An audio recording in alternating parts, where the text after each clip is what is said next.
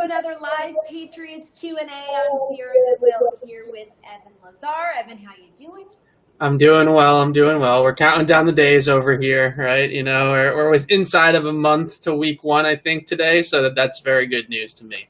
It is exciting, and less than a week until those padded practices, so we can start talking some football. As always, drop your questions on Twitter, in the live chat on YouTube. We'll try to get to as many as possible. We're going to start over on Twitter because we got a couple of questions here. And I want to start with Lorenzo's question about Cam Newton. How do you think the addition of Cam Newton will affect Nikhil's production and development this year? And what do you think is their ceiling together and floor? Well, I think their ceiling is pretty high. You know, what I like about Cam with Nikhil in particular is on top of the fact that he has that quarterback run element, which hopefully will lead to less press coverage on the outside for the Pats receivers. You know, you have Cam in the pocket, you're not going to be able to play man and turn your back to the quarterback the entire game because he's going to run. Trust me, he'll run and he'll gash you. So the best thing for the Patriots is getting a little bit less press man on the outside, and I think that really helps Nikhil because in college, the college game, it's a spread attack, it's a lot of zone coverages, and they're not a ton of man-to-man, and it takes a lot to kind of alter your sort of approach as a receiver to the man-heavy league in the NFL, especially when you have a quarterback like Tom Brady who sees a ton of man coverage. So I think that's the big thing for Nikhil. The other thing, obviously, is that he's worked with big-body receivers successfully in the past. Guys like Devin Funchess, guys like Kelvin Benjamin, Greg Olsen at tight end. They've all done well with Cam. So all arrows point up, I would say, here for Cam and Nikhil together. And we have a question here from Ashwin. There was reports that the Patriots were signing tight end Jordan Leggett, and then they didn't pull the trigger as expected. Your thoughts and opinions on why that turned out the way it did? Well, it sounds to me, and this is sort of loosely confirmed, that it was something injury-related, something to do with his physical, that he did not pass it, and that's why we're, in this position now, and Leggett obviously has to be looking for another opportunity. And a similar question here on Twitter. Since the team didn't end up signing Leggett, who's a player you can see the Pats signing for either that tight end position or another roster spot? Well, I really thought that the Patriots would go with more veteran experience at tight end, and they ended up going with a guy like Leggett, who has, I think, a little bit more upside than some of the guys that are over the age of 30. I really thought that they would look for guys that, in particular, could help out these young tight ends, right, and kind of bring them along in the league. So talking about Delaney Walker's, maybe bringing back Dwayne Allen from the past, but they seem to be going in a different direction with it all together and going with more youth at that position and getting some upside in there. So probably somebody that none of us are thinking of, like Jordan Leggett. Well, another signing for the Patriots, running back Lamar Miller. He missed all of last season, but in 2018 was a 1,000-yard rusher. Michael wants to know, is he instantly the best running back on the Patriots roster? Well, look, I think a lot of people want to quickly label this signing and have a hot take that he's better than Sony Michel or he's better than Rex Burkhead and Damian Harris and make it about that. But really, at the end of the day, I just wrote a piece and it's up now on CLNS.com. So after you watch us here, go read the piece about how I think that actually this is more about the scheme that the Patriots are thinking of running with Cam Newton than it is about Lamar Miller, because in Houston, remember, Bill O'Brien took the Patriots offense and adapted it to Deshaun Watson, a mobile quarterback. The Patriots are going to do the exact same thing this season, adapting it to Cam. So a lot of the concepts that they ran with Deshaun and Lamar Miller in the backfield, I think can carry over to this Patriots offense with Miller here in New England. The biggest thing there is that 4.34 speed, Sarah. If he can get back to that explosiveness that he had before the ACL tear, that speed and this type of system that they're going to have to run with Cam is a lot different, a lot better suited than somebody like a Damian Harris or a Sony, who are mid 4.5s guys and aren't really known for breakaway speed. So that is intriguing with Miller to have that type of speed at the position, because they really don't have anybody else on the roster that can fly like that. And we have a question here about Cam Newton's vegan diet. He was asked about that actually a couple times in his first press conference as a Patriot last week. And Doug here is asking about his weight loss and whether or not you think that will affect his power running game, or do you think, hey, he's a vegan, that doesn't really translate to how good of a football player he's going to be. Yeah, I've actually been told by a couple of different people that Cam's weight isn't down all that much. He's looking about the same as he always has. And you heard Julian Edelman yesterday, Sierra. He is as built as anybody as you'll find. I mean, this guy is massive. He's a tight end playing quarterback, right? And I don't think that there's going to be any concerns about his body holding up in that vein. What's more of a concern with his body, obviously his shoulder is the biggest one, but secondary to that is more soft tissue stuff, right? Like the little bone broken in his foot that he had trying to run in the preseason last year, or injured, I should say. So I think that that's a bigger concern than necessarily him not being strong enough to handle a beating or strong enough to run a power game like they've had him do in the past. But at the end of the day, I really don't think the Patriots are going to use that all that much. Goal line, 4th and 1, that type of situation. And situationally, I should say, short down, red area, and really having that be a vocal point of the offense. Billy over on Twitter wants to know who you think is going to start at right tackle this season. It's a good question. I think that's sort of the biggest question mark heading into the season right now. You pretty much know everybody else, where everybody else is going to slot in and how it's all going to work moving forward at other positions. Right tackle is the biggest kind of weakness or, biggest kind of competition, I would say, camp battle outside of quarterback, of course. So I think that Yodny Kajus certainly has the inside track. If he can show that without any practice time, without any real lead up, that he can be ready to play that position instantly for the Patriots, I think that he'll get his chance to play there. I wouldn't also rule out them bringing in a veteran off the free agents. DeMar Dotson's still out there, Adrian Waddle's still out there, Marshall Newhouse. I know nobody wants to see that, but he actually was a career right tackle that moved over to left tackle last year in Newhouse, and it would be better, I think, suited to play on the right side where he spent most of his career. So something like that, I could see them bringing in a veteran there if Kajus isn't ready right away to play, in week 1. We have a question here from Ashwin. Any chance the team brings back Steven Gostkowski to challenge Rohrwasser in the battle for the starting kicking job? I think it's really interesting that they are just handing this to Rohrwasser without any competition in camp whatsoever. But I think the thing with the Patriots and the way they're approaching this is that they know they have some options in Nick Folk and Gostkowski in free agency right now, that if Rohrwasser is a disaster in camp or a disaster to start the season, they can just bring those guys in and they don't need any kind of build up, right? They don't need any practice time with Cardona and Bailey. They've held for them before. They've snapped for them before. So it's really not a big transition there. So there's no real need to occupy a roster spot right now with another kicker. So my guess is that if there's a disaster, if a month from now they decide, oh shoot, Rohrwasser is really not making it very well right now, then they might bring in one of those veteran guys that they've had in the past. Another new addition for the Patriots as of late, Michel Jackson, the cornerback that they traded for, because they just needed more depth at cornerback, right? So we have a question here. What do you think Jackson will play? Well, he played outside corner in college, and that's really where he's sort of penciled in right now to play in the NFL. This is a guy that ran in the mid-4.4s. He's got plenty of speed to play outside corner. He's got a great physicality, great press man technique, and get into people's grills and jam them at the line of scrimmage and crowd them at the top of the releases and at the top of their breaks, That's really what the Patriots love out of their outside corners. Think Gilmore, think J.C. Jackson. That's what their kind of archetype is at that position. And my guess is last year in the draft, they liked Jackson. They liked Jawan Williams. They ended up picking Jawan Williams in the top 50. So there's really no need to go back and take Jackson on day 3. Now the Lions, didn't have a spot for him or didn't want him on the roster. The Patriots swoop in and get a guy that they really liked in the draft a year ago to now add him to the mix at cornerback. I think there is a chance. I know a lot of people have thrown out there on Twitter the chance of him playing a little bit of safety, guarding in the Patrick Chung role, guarding tight ends, guarding running backs. But I really do think that they have more of a bigger vision for him playing outside corner, along with Jawan for that matter too.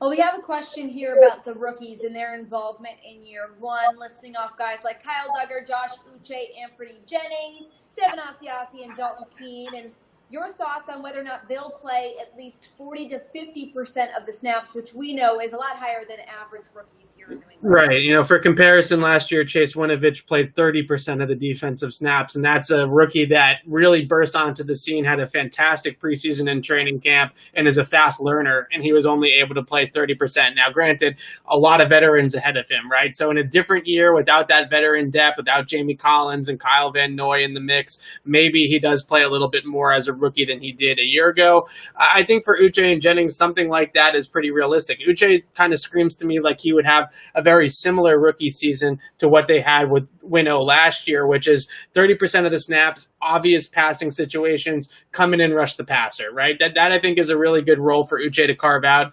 Jennings, I think, will be a little bit more interesting because he's going to play on the line of scrimmage predominantly. He's not going to be an off the line, on the line type of guy. And they're going to have to kind of coach him up in that Van Noy role, which takes a lot of mental capacity and also a lot of just kind of veteran savviness to set the edge. So I don't know if he'll play as much as Uche. I kind of see Uche as a guy that can really scream and explode onto the scene right away. We have another question from Michael here about the rookies who you think will be the most productive rookie this upcoming season. He says he's got Uche and he doesn't know why you're not as high on him. I love Uche. I think that he's a really good prospect. I don't know. I can't praise everybody all the time, right? You got to have a little bit of room for some nuance here. But I've always been on the Devin Asiasi train. I'm not going to back off of it right now. I look at the depth chart at tight end. Who's going to play over Asiasi and Keene at this point? I think Asiasi is a little bit more pro ready, a little bit more polished in his route running. He's a little bit more of a complete receiver at this time than Dalton Keene is. So I really think Cam is going to like him. I think they're already building a pretty good rapport and a pretty good friendship off the field as well, training a little bit out on the West Coast before the season, before camp opens. So I think that those two guys are destined for big things here this year. And we've got a couple questions about this guy before, but do you think the Patriots could make a trade for David Njoku, or has that ship sailed? Well, Njoku says that ship has sailed, right? He had a meeting with the brass up there in Cleveland, with the head coach and with the general manager when he reported for camp, and they sort of let bygones be bygones and buried the hatchet, it sounds like, and he has revoked his trade request, right? So he's no longer seeking a trade. Now, could Cleveland still trade him if you're blown away by an offer? Absolutely, but I don't see the Patriots that we've talked about in the past era giving up a ton of draft capital now after giving up a bunch to draft two guys in the third round last year in the trade and then actually using the picks on tight ends. I don't see them actually going out and wasting more picks on the tight end position, and I think that's why you saw Leggett and those types of guys be more in the conversation than somebody like Njoku. Couple safeties that need replacement this season for the Patriots. Duran Harmon's one of them. We have a question here about his replacement. Who you think will get the majority of the snaps? Kyle Duggar. I think that Kyle Duggar has a really good chance to carve out that role in that Harmon role in year one. And you look at his tape at Line Orion, that's mostly what he was doing. I know a lot of people want to see him play in the box, play that Chung role, guard tight ends, and have that strappy man coverage that we saw at the Senior Bowl.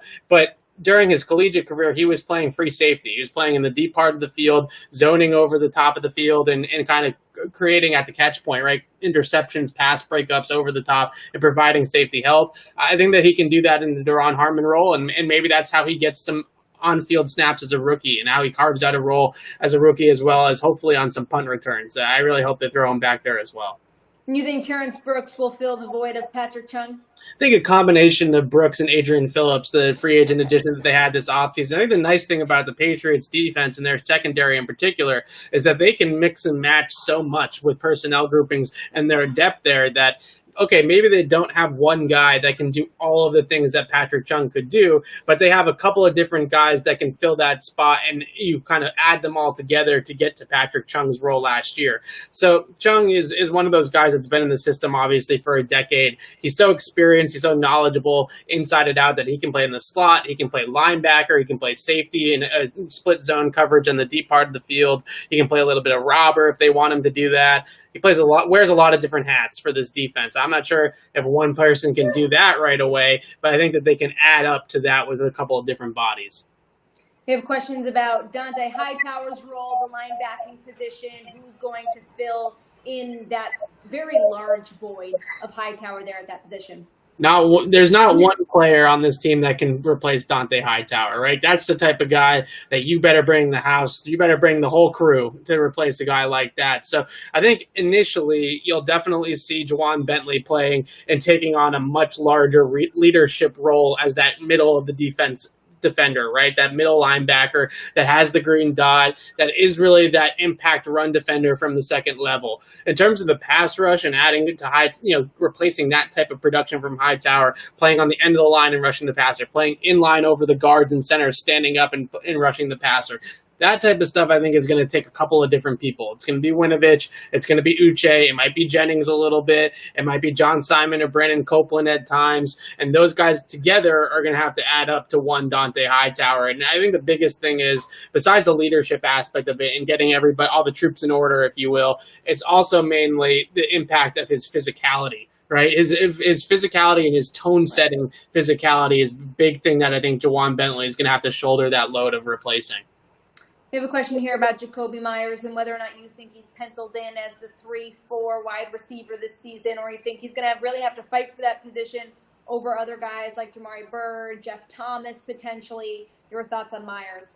I think that he's going to have to fight for a roster spot, quite frankly. There's a lot of receivers in camp this year. I think they have 11 or 12 of them on the roster. And some of them, certainly do a little bit more than Meyers does. Meyers is a slot guy, 100% a slot guy. He's going to play inside. He's decent at that role. He's obviously got quick feet and he's got that separation quickness, but he's not exactly an explosive athlete. You put a guy like a Jeff Thomas in that role, you're adding a completely different element to your offense, a vertical element and a speed element to that position. And then you also have Mohamed Sanu to think about as well. So I think the top three of Sanu, Harry, and Edelman is pretty locked in my opinion. And I think Sanu, obviously we've seen it with the offseason training videos and all that kind of stuff, is really locked in this year and is going to be a much better player for New England than he was down the stretch a year ago. So I think those three are kind of the top three. Then you have Meyers, you have Gunner, you have Jeff Thomas, you have a bunch of bodies there behind that. Damari Bird, obviously, competing for 2 or 3 roster spots. It's going to be a fun camp battle. And Friday was a very busy day for us as Patriots reporters. We got to hear from pretty much every assistant positional coach, coordinator on the Patriots, as well as the quarterbacks and Bill Belichick.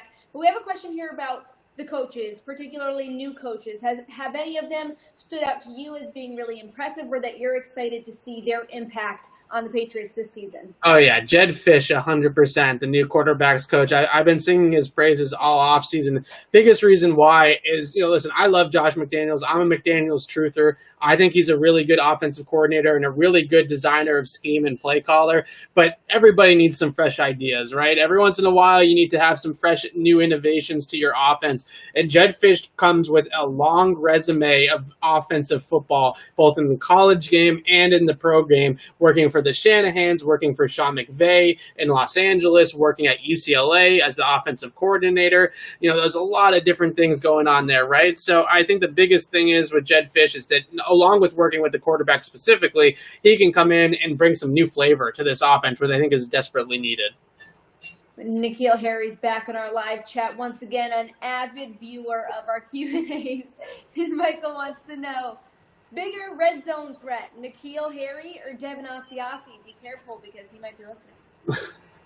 I would say, listen, it's a good question. I think that N'Keal has all the tools to be a great red zone threat, whether it's in contested catches.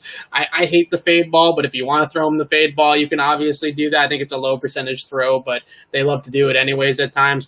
I think the fade ball is there for him, but I really think it's the versatility that the Patriots will hopefully be able to tap into a little bit more this season, right? Moving him around the formation, getting him to have kind of pre-snap motion type things where he's already moving when the ball is snapped. We saw it a little bit last year. They had some of those play designs in there. The one against Kansas City is sort of the big one where he should have scored and it was called out of bounds by the referees. Plays like that, I think, is what we're going to look for out of N'Keal Harry a lot more this year.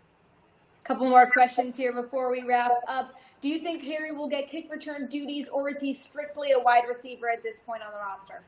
Yeah, he returned punts a little bit in college, and it was mostly just we need to play, and Nikhil's our best ball carrier on the team, so we're just going to throw him back there. We're down a couple touchdowns. We needed a momentum changer. Let's put Nikhil back there and see if he can return one. And that did happen a couple of times for him in college. That one against, I think it was USC, where he reverses the field and goes up the sideline was sort of the highlight that everybody stuck to when they said, oh, Nikhil can return punts also. That's cool. So I don't know if he's going to go back there too often, though, but I would love to see the Patriots add some juice to that return spot and not go with the guy like a Brandon Bolden who's just going to protect the football and get the 25 yards and kind of go along your day. I'd love to see them get somebody like they had with Cordell Patterson that can impact the game from the return game. Maybe a guy like a Damari Bird, maybe Jeff Thomas, if he makes the roster, can add some explosiveness to the kick return game.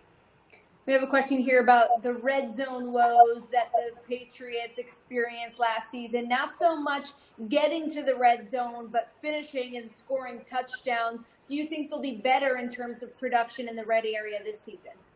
Yeah, well, listen, it's one of those things in the red zone where I truly think that Cam Newton can be a big-time X factor now, because now you're playing 11 on 11 with the quarterback running the football. Obviously, in short yardage situations, he's been one of the better short yardage running backs, ball carriers in a long time in the NFL over the last decade, certainly. So having that element now, I think, does open up a lot more creativity, a lot more scheme to Josh McDaniels, where with Brady, it's, you go three wide, you run a couple of different route combinations on both sides, and you hope somebody gets open, right? And that sort of offense sometimes can get bogged down in the red zone if you don't have individual playmakers and you don't have that precise execution that we've seen in the past out of the Patriots offense in the red area. So you don't have a Gronk, you don't have guys that like Edelman all over the field that can create that separation in the short area, and that's when you lead to some red zone struggles. So hopefully this year they'll be able to use scheme and kind of more of a smoke and mirror deception a little bit with Cam Newton